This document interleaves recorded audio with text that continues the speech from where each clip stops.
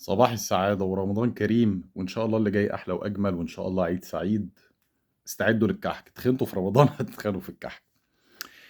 دلوقتي حضرتك مهما كانت حالتك، غني، فقير، بصحتك، مش بصحتك، لازم تعرف إيه أهم كنز موجود ولازم تحافظ عليه. دلوقتي في كنز لازم تبقى عارف إنه موجود معاك وتقول عليه الحمد لله وتشكر عليه ربنا كل لحظة قبل ما يضيع منك وتندم عليه. الكنز ده يا جماعة هو نعمة الستر أو الستر. إحنا دايما نقول إيه؟ إن الله يا ستار حليم، إن الله ستير يحب الستر. عارفين إيه هي نعمة الستر أو نعمة الستر؟ نعمة الستر هي إن ربنا ما يفضحكش وما يحوجكش.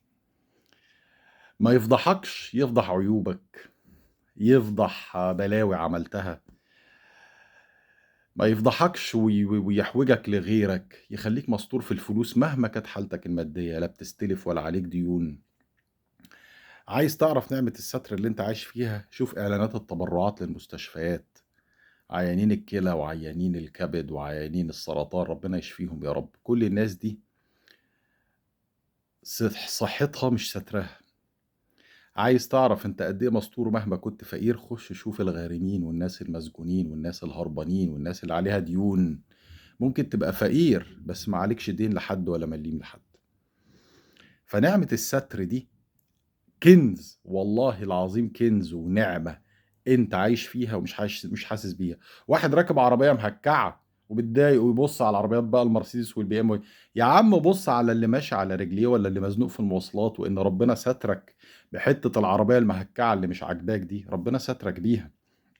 واحد ساكن في حتة بقى بيئة وزمايله بيعايروه، يا عم بص على الناس اللي عايشين في خيم ومخيمات في سوريا وفي بلاد كتيرة، وربنا سترك بالبيت البيئة اللي مش عاجبك ده.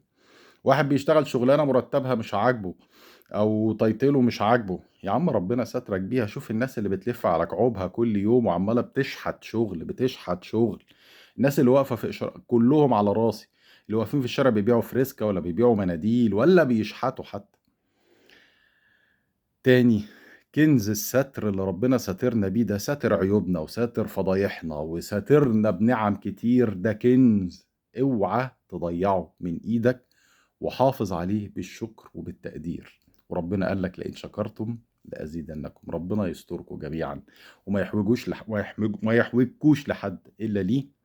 خش في الكومنت اكتب الحمد لله الحمد لله وشير مع ناس كتير عشان كلنا نقول الحمد لله ونقدر نعمة ربنا. وصباح السعادة.